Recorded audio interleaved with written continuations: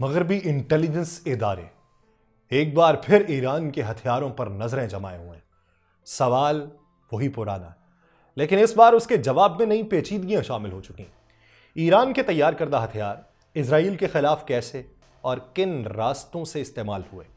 Washington और तल अबीब के खुफिया हल्के ये दावा कर रहे हैं कि ईरान ने इंतहाई मुनज़्ज़म तरीके से अपने मिसाइल, ड्रोन और जदीद असलहा शाम के रास्ते लबनान तक पहुंचाया, जहां से हिजबुल्ला और दीगर गिरोह उन्हें इजराइल के खिलाफ इस्तेमाल करते रहे। इन इल्जामात में कुछ हकीकत है, कुछ अंदाजे है, कुछ खालिस्तन सियासी बयानबाजी है, लेकिन एक चीज जिसे खुद मगरिब भी नजरअंदाज नहीं कर सकता कि ईरान का नेटवर्क काम कर रहा है।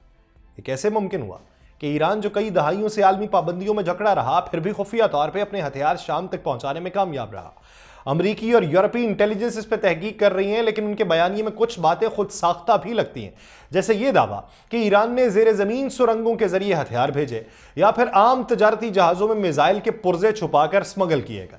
मगर एक बात तो वाज़ेह है कि मगरिब खुद इस हकीकत को तस्लीम कर रहा है कि ईरान का नेटवर्क कामयाबी से काम कर रहा है और यह हथियार किसी ना किसी तरह शाम तक पहुंच रहे हैं। सवाल यह कि यह जंगी सिलसिला कहां तक जाएगा। क्या मगरिब अपनी तहकीकात के जरिए ईरान पर मजीद दबाव डालने में कामयाब होगा या यह महज एक और सियासी मुहिमजोई साबित होगी।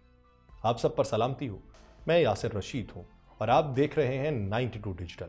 नाज़रीन, मगरिब की तहकीक बताता हूं, नतीजा आपने खुद अखज़ करना है कि तहकीक में वो तस्लीम कर रहा है या फिर वो उसको दबाने की कोशिश कर रहा है। एक कहानी जहां हकीकत और साजिश की सरहदें धुंधला रही थी। 1 अक्टूबर 2024 की शाम दमिश्क का बैनुल अक़वामी हवाई अड्डा, जहां पर गहरी शाम उतर रही थी, फजा में साए लरज रहे थे और मध्यम रोशनियों के दरमियान एक भारी बोइंग तैयारा आहिस्ता आहिस्ता जमीन पर उतरा। उसके पहलू पर ईरानी एयरलाइन का लोगो चमक रहा था, मगर असल कहानी उस धुंधले निशान के पीछे कहीं छुपी थी। कौन कहता है? मगरिब कह रहा है। ये सारी आगे जबानी जो है ये मगरिब की खुद साख्ता इख्तरा या उनकी है। नतीजा आपने निकालना है। मैं अपनी राय आगाज पे दे चुका हूं। उनकी तहकीक कहती है जमीन पर मौजूद चंद अफराद ने अपने मोबाइल निकाले, लैंडिंग की तस्वीर खींची, लेकिन जो असल आंखों ने देखा वो कैमरों ने नहीं पकड़ा। तैयारे के दरवाजे खुले, साए हरकत में आए, वर्दियों में मलबूस अफराद जिनके बाजुओं पर रूसी मिलिट्री पुलिस का निशान था बैग निकालने लगे। मगर ये आम बैग नहीं थे। उन थैलों में सब्ज रंग के कंबल भरे थे, कंबल जो देखने में मासूम लगते थे मगर हकीकत में वो बम थे जो वक्त के साथ धमाके की शिद्दत बढ़ाते हैं। 2 दिन बाद शाम में इंसानी हुकूक की तंजीमों ने ऐलान किया कि रूस ने बेघर अफराद के लिए इमदाद फराहम की। हर तरफ शुक्रिया के बयानात गर्दिश करने लगे, मगर जंग के मैदान में सितारे हमेशा एक जैसे नहीं रहे। 3 अक्टूबर निस्फ शब के बाद हमीम के रूसी फौजी अड्डे पर आसमान से बिजली गिरी, इजरायली फजाइया के जेट तैयारे अंधेरे में गरजे और चंद लम्हों बाद आग के शोले फजा में बुलंद होने लगे। जो कुछ खामोशी में आया था अब धमाकों की आवाज में बदल चुका था। Institute for the study of war के तजियाकार तस्वीर का जायजा ले रहे थे। वो कह सकते थे ये कोई आम धमाके नहीं थे। तस्वीर में दिखाई देने वाली आग के पीछे कुछ और था, कुछ ऐसा जो नजर नहीं आ रहा था मगर महसूस किया जा सकता था। यानी वो कहते हैं कि जिस जगह पे जाके वो उन्होंने रखी चीजें, उन्होंने वहां पे जाके अटैक किया इजराइल ने, वो धमाका इस कदर शदीद हुआ कि उन्होंने जो वहां पे धमाका किया था वो बड़ा मामूली सा था, वहां नीचे बारूदी मवाद था वो फट गया। वो कहते हैं सब जानते हैं कि ये कंबल बहुत अच्छी तरह से फटे।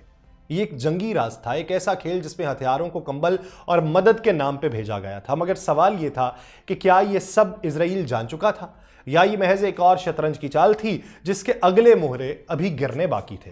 वो अपनी तहकीक को आगे बढ़ाते हुए कहते हैं ये कहानी जो लिखी जा रही थी, जहां तैयारे सिर्फ मुसाफिरों को ही नहीं बल्कि राजों और साए में लिपटी साजिशों को लेकर उड़ रहे थे। 4 अक्टूबर 2024 मॉस्को में खुफिया मीटिंग एक बंद कमरे में हल्की नीली रोशनी में चंद साए जो वहां पे बैठे हुए उनके दरमियान हुई। मेज पर एक स्मार्ट टैबलेट था जिसपे एक सैटेलाइट इमेज थी हमीम अड्डे के मलबे के दरमियान बिखरे हुए धमाकों के निशान की। खामोशी को एक सर्द आवाज ने तोड़ा कि कंबल इस तरह फटे कि अड्डा तकरीबन मुकम्मल तबाह हो गया। यह जुमला किसी आम ऑफिसर का नहीं था, यह एक गहरी साजिश का हिस्सा था जो बरसों से कहते हैं बुनी जा रही थी। ईरान और रूस की मुश्तरका जंगी हिकमत अमली जो कभी शाम की जमीन पर नाकाबिल शिकस्त समझी जाती थी, मगरिब के मुताबिक अब जवाल पजीर हो रही थी। एक ऐसा मुल्क जो मशरक़ वस्ता में उनके लिए कलीदी हैसियत रखता था अब उनके हाथों से निकल रहा था। फिर 5 अक्टूबर को तेहरान का इमाम खुमैनी एयरपोर्ट हवाबाजी के एक माहिर ने मगरिब ये कहता है कि अपनी शनाख्त छुपाते हुए सरगोशी की कि फारिस क्वशम एयरलाइन ये सिर्फ एक नाम है, एक पर्दा। दर हकीकत इसके पीछे उनके मुताबिक पासदाराने इनकलाब का हाथ है और ये कोई नई खबर नहीं थी। उनके मुताबिक तेहरान में कई ऐसी कंपनीज थीं जो बाज़ाहिर निजी नजर आती हैं, लेकिन दर हकीकत वो रियासती कंट्रोल में है। लेकिन ये मामला महज तजारती राजों का नहीं था और वहां बात हथियारों की थी, ऐसी खेप की जो कागजों में इमदाद के नाम पर दर्ज थी मगर हकीकत में मैदान जंग में एक नई आग भड़का रही थी। 6 अक्टूबर दमिश्क के हवाई अड्डे पर एक गैर मामूली परवाज रात के अंधेरे में एक तैयारा खामोशी से लैंड करता है, लेकिन यह लैंडिंग किसी आम तजारती परवाज जैसी नहीं थी। यह वही फारस कुशम एयरलाइन थी जिसके बारे में मगरबी इंटेलिजेंस बरसों से सुराग लगा रही थी। कहते हैं यह पहली बार नहीं था जब इस एयरलाइन को मशकूक सरगर्मियों में मुलव्वस पाया गया। 2018 में फॉक्स न्यूज इंकशाफ कर रहा था कि यह एयरलाइन गैर रिवायती रास्ते इख्तियार करके लबनान में हिजबुल्लाह के जंगजुओं को असलहा फराहम करती है और ये परवाजें तेहरान से दमिश्क और बैरूत के दरमियान सफर करती हैं, मगर इनका रास्ता हमेशा सीधा नहीं होता। फिर 7 अक्टूबर तल अबीब में इजरायली डिफेंस इंटेलिजेंस की एक हंगामी मीटिंग हुई। मगरिब कहता है satellite images, radar data, intelligence reports की रोशनी में एक हंगामी फैसला होता है कि यह कंबल नहीं, यह बम है। किसी ने जोर देके यह कहा और इजरायली एयरफोर्स को इशारा दिया गया और 3 दिन बाद 10 अक्टूबर की रात को हमीम बेस पे धुआं और आग के शोले बुलंद हुए। जो राजदारी में आया था वो धमाकों की गूंज में कहते दुनिया के सामने आ गया। लेकिन असल सवाल बाकी ये था कि क्या ये सिर्फ एक हमला था या ये मशरक़ वस्ता में एक नई जंग की शुरुआत थी। मगरिब की तहकीक के मुताबिक ये साजिश महज जंगी अड्डों या असलहे की तरसील की नहीं थी, बल्कि एक ऐसी शतरंज का खेल था जहां मोहरों के पीछे खिलाड़ी दिखाई नहीं देते थे। यह कहानी किसी एक मुल्क की नहीं बल्कि पूरी दुनिया में फैली हुई एक खुफिया जंग की थी जो खुले मैदान में नहीं बल्कि हवाई रास्तों, बंद कमरों और सुरंगों के अंधेरों में लड़ी जा रही थी। 7 अक्टूबर 2024 तल अबीब इजरायली इंटेलिजेंस हेडक्वार्टर। वहां पे सेरेट ज़हाबी अपनी स्क्रीन पर नजरें जमाए बैठा था। एक सैटेलाइट इमेज थी जहां ईरानी तैयारे लैंड कर रहे थे हमीम का एयरबेस। ये वही जहाज थे जो उसके मुताबिक 2023 में वहां देखे गए थे। उसने सरगोशी में कहा ईरान का बोइंग 747 ना सिर्फ हथियार ले जा रहा था बल्कि पूरे खित्ते में रूसी असर और रसूख के लिए खुफिया करेंसी भी बन चुका था और ये परवाजें दमिश्क और हलब में नहीं उतर सकती थीं। फिर वो कहां जा रही थीं ये वो बैठे सोच रहे थे। 8 अक्टूबर खर्तूम सूडान में एक स्याह कार धूल में लिपटे एयरपोर्ट की तरफ बढ़ रही थी। उस कार में बैठा शख्स जानता था कि वो क्या करने जा रहा है। फारस कुशम का बोइंग 747 पहले ही लैंड कर चुका था और अब उसकी अगली मंजिल नामालूम थी। वहां से सामान किसी और रास्ते पर रवाना होने वाला था। मगरिब की तहकीक के मुताबिक कभी एरिट्रिया, कभी सोमालिया, कभी किसी ऐसी जगह जहां सिर्फ चंद लोगों को मालूम था कि असल खरीदार कौन है। 9 अक्टूबर को दमिश्क के मज़ाफ़ात में एक सुरंग, इजरायली ड्रोन कैमरा जो है वो एक खुफिया गुजरगाह की निशानदही कर चुका था और यह सुरंग तकरीबन 3.5 किलोमीटर लंबी थी और लबनान की सरहद तक जाती थी और वहां वही हथियार भेजे जा रहे थे जो ईरानी तैयारे लेके आ रहे थे और यह रास्ता हमीम अड्डे के बाद दूसरा बड़ा जरिया था। 10 अक्टूबर को मॉस्को क्रेमलिन के अंदर एक मीटिंग होती है और मगरिब के मुताबिक यह महज एक तजारती मुआहिदा नहीं, ये बका की जंग है। रूसी जनरल ने टेबल पे हाथ मारते हुए कहा कि हम यूक्रेन में फंस चुके हैं और हमें ईरान के हथियारों की जरूरत है, लेकिन सवाल यह है कि हम उनकी कीमत कैसे अदा करें। अच्छा, मगरिब के तहकीकाती इदारे कहते हैं कि कमरे में एक लम्हे की खामोशी छा गई। फिर एक सर्द आवाज आई शाम के जरिए, ईरान को वहां इस्तिस्ना चाहिए और हम उसे तहफ़्फ़ुज़ फराहम करेंगे।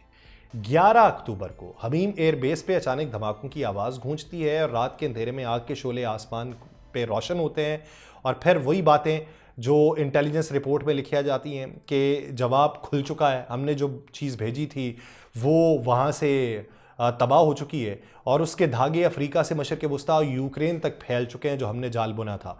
और अब सवाल ये कि क्या ये सिर्फ एक और वाक़या था या एक नई जंग का आगाज़। फिर ये कहा जाता है कि मंजर एक और आता है जिसमें 3 नवंबर 2024 की बात होती है। जनूबी लेबनान का एक वीरान गाँव, इजरायली फौजी दस्ता आहिस्ता आहिस्ता 2 मंजिला विला की तरफ बढ़ता है। बैरूनी दरवाज़ा खुला हुआ होता है और अंदर का मंजर ऐसा होता है जैसे कोई जल्दी में सब कुछ छोड़ के भाग गया हो। फर्श पे बच्चों के खिलौने होते हैं, बिखरी हुई किताबें होती हैं, एक पीले रंग की गुड़िया होती है, ऐसी गुड़िया जो किसी मासूम हाथ में होनी चाहिए थी। अब मगरिब इस तरीके से लिख रहा है, वो कहता है लेकिन अब एक खाली खामोश कमरे में बेजान पड़ी थी। लेकिन ये कहानी सिर्फ बिखरी हुई चीज़ों की नहीं थी। कमरे के कोने में दीवार अजीब सी लग रही थी, जैसे जानबूझकर छुपाने के लिए बनाई गई हो। एक फौजी आगे बढ़ता है, दीवार पे जोर से ज़रब लगाता है, प्लस्तर गिरता है, ईंटें हिलती हैं, पीछे खुफिया ज़ख़ीरा नुमाया होता है। वहाँ धूल में लिपटे रूसी साख्ता हथियार मौजूद होते हैं, वही हथियार जो गुज़श्ता नवंबर में जनूबी लेबनान के एक गांव के अंदर पाए गए थे और वो कोई आम घर नहीं था। इजरायली फौजी सरगोशी करता है कि यह गांव बज़ाहिर सादा नजर आता था, लेकिन जब वो मजीद घरों में दाखिल हुए तो एक मुख्तलिफ कहानी सामने आई कि वहां देहाती मकान नहीं थे, मजबूत पत्थर के बने 3 मंजिला मकानात थे, गैरेज के साथ कुछ के नीचे स्विमिंग पूल तक मौजूद था। इन खूबसूरत घरों के अंदर छुपी हकीकत ज्यादा खतरनाक थी कि हर कमरे में हथियारों की मौजूदगी थी। कोई आम लोग नहीं थे। हसन नसरुल्लाह की तस्वीरें दीवारों पर लटक रही थी और यह भी कहा गया कि यह सब हिजबुल्लाह का नेटवर्क था। घरों के अंदर बरामद किए गए हथियार कोई आम गोला बारूद नहीं थे। 10 से 15 साल पुरानी कलाशनकोफें थीं, भारी रूसी हथियार थे, बारूदी सुरंगें थीं, दस्ती बम थे, सबसे खतरनाक चीज Kornet anti tank missile system भी थे। और हर घर में इतने हथियार मौजूद थे कि 5 से 6 अफराद का अस्करी ग्रुप बासानी मुसल्ला हो सकता था। अगरचे कॉर्नेट मिसाइल का लॉन्चर गायब था, लेकिन उसका खाली डिब्बा कहते हैं वही छोड़ा हुआ था। अब मगरिब लिखता है कि ये मिसाइल दुश्मन के टैंक्स को चीरने के लिए बनाए गए थे। 5500 मीटर की रेंज रखने वाले 2 मुख्तलिफ कॉर्नेट मिसाइल, एक टैंक को तबाह करने के लिए, दूसरा दुश्मन फौजियों को निशाना बनाने के लिए। ये गोला बारूद एक जंग की कहानी सुना रहा था, लेकिन सवाल फिर यही था कि यह हथियार कैसे पहुंचे। फिर मगरिब अपनी तहकीक में मजीद लिखता है कि जनूबी लेबनान के गली कूचों में बिखरे खिलौने और हथियार, बच्चों के कमरों में छुपे रॉकेट लॉन्चर और दीवारों के पीछे छुपे मिसाइल, ये सब बड़ी जंग का इशारा थे। और इस सब में ये सारी चीज़ें थीं। बच्चों की हंसी गूंजती थी जिन जगहों पे, वहाँ पे ऐसी हकीकत सामने आई कि सारा कुछ आया हो गया। इजरायली शहरों और इन देहात के दरमियान फासला सिर्फ 3 किलोमीटर का था, जो किसी भी लम्हे एक मोहलिक हमले में बदल सकता था। लेकिन हिजबुल्लाह ने इन हथियारों को वहां क्यों छोड़ा, ये उनको मालूम नहीं था। कॉर्नेट मिसाइल जो है 29 किलोग्राम वजनी होता है। नजर में आए बगैर कहीं ले जाना आसान नहीं होता। तहकीक उनकी ये कहती है कि गालिब इम्कान यही है कि यह हथियार शाम से कारों के जरिए लबनान आए और अब वो इन घरों में जखीरा किया गया, जो सिर्फ रिहायशी मकानात नहीं बल्कि जंगी गोडाउन्स थे। इजरायली फौज को जो मिसाइल मिले वो नायलॉन कोर में लिपटे हुए थे, जिस पर नमी की निशानदेही करने वाले लेबल मौजूद थे और उनके साथ मौजूद डिब्बों पर रूसी और अरबी जुबान में लिखी गई हिदायत मौजूद थीं। लेकिन सबसे चौंका देने वाली बात यह थी कि उन हिदायत में इजरायली फौजियों और टैंक्स की तस्वीर को भी साथ बनाया गया था कि कैसे इसको निशाना लगाया जाना है। फिर उनकी तहकीक ये कहती है कि उन घरों में शामी करेंसी मिली, जो इस नजरिए को मजीद तकवीत देती थी कि ये हथियार शाम से लबनान पहुंचे हैं। लेकिन अगर ये शामी हथियार थे तो फिर इनका जरिया कौन सा था?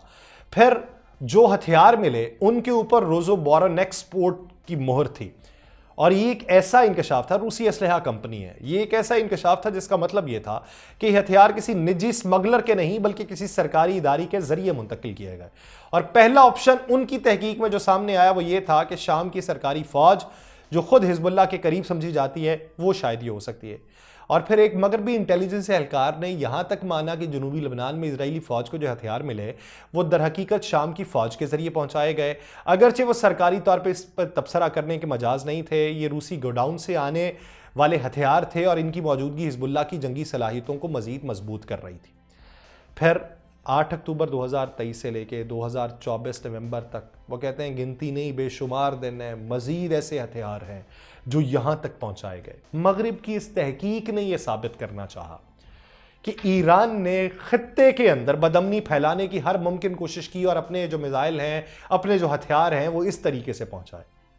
दूसरी समत में ये ईरान को बाकायदा तौर पर बड़ा साबित कर देने के लिए काफ़ी है कि ईरान ने खित्ते में पाबंदियों के बावजूद अपने नेटवर्क को इस हद तक मजबूत किया कि टॉप के मुल्क इजराइल उसकी तहकीक ही ना कर सका, अमेरिका को मालूम ही ना हो सका, खित्ते के दीगर ममालिक जो हैं वो बीच में ही ना आ सके और ईरान अपनी मजबूती कायम किए बैठा रहा।